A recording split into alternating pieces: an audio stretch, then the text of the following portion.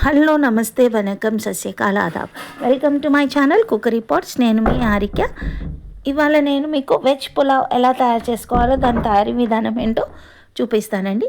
దీనికి stove on చేసుకొని ఒక బాణలు పెట్టుకొని 2 స్పూన్స్ ఆయిల్, 2 స్పూన్స్ నెయ్యి వేసుకున్నాను.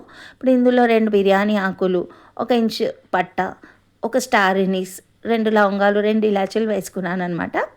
ఓకేనా. ఇవి చిట్టుపట్టలు ఆడగానే 2 చీలికలుగా చేసుకున్న పచ్చిమిరపకాయలు, సన్నగా తరిగి పెట్టుకున్న ఉల్లిపాయలు వేసేసుకోవాలి. ఇప్పుడు ఉల్లిపాయలు కొంచెం వేగాక మీకు నచ్చిన వెజిటేబుల్స్ వేసేసుకోండి. నేనైతే క్యారెట్, కాలీఫ్లవర్, బీన్స్, ఆలు ఇవన్నీ వేసుకున్నాను అనమాట. ఓకే. ఇప్పుడు ఈ కూరగాయలు 2 నిమిషాల పాటు మగ్గిపోయాక మనము ఇందులో కొంచెం సాల్ట్ కూడా వేసుకోవాలండి. కొంచెం సాల్ట్ వేసుకోవడం వల్ల కూరగాయలు అనేది తొందరగా మగ్గిపోతుంది అనమాట. ఓకేనా.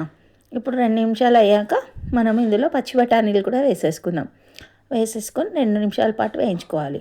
ఇప్పుడు 1 స్పూన్ అల్లం వెల్లిపాయ పేస్ట్ కూడా వేసి పచ్చివాసన అంతా పోయే వరకు చక్కగా ఈ కూరగాయలన్నీ ఫ్రై చేసుకోవాలి. ఇందులో ఇప్పుడు నేను 1 కప్పు పుదీనా, 1 కప్ సన్నగా తరిగి పెట్టుకున్న కొత్తిమీర కూడా వేసేసి రంగు మారేంత వరకు ఫ్రై చేసుకున్నానండి.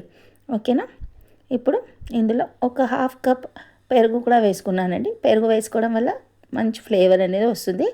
ఇప్పుడు 1:2 రేషియోలో రైస్కి సరిపడా, అంటే రైస్కి డబుల్ క్వాంటిటీ వాటర్ అనేది పోసేసుకోవాలి. అంటే 3 గ్లాసెస్ రైస్ తీసుకుంటే 6 గ్లాసెస్ వాటర్ పోసుకోవాలన్నమాట.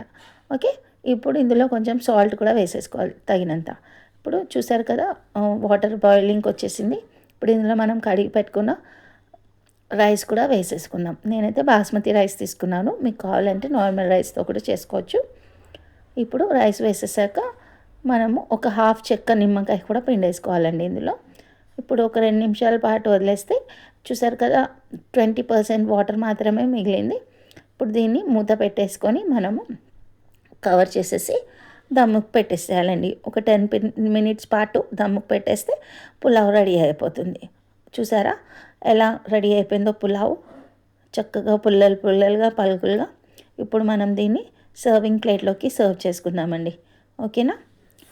చూసారు కదా ఎంత tasty and healthy pulao ready అయిపోయింది. దీన్ని మీరు అన్ని వెజిటేబుల్ మసాలా కుర్మాస్కి లేదా నాన్ వెజ్ కర్రీస్లోకి సర్వ్ చేసుకోవచ్చండి. చాలా బాగుంటుంది. తప్పకుండా ట్రై చేసి నా కామెంట్ సెక్షన్లో కామెంట్ చేయండి. నా ఛానల్ని లైక్ చేయండి, షేర్ చేయండి, సబ్స్క్రైబ్ చేసుకోండి. బాయ్.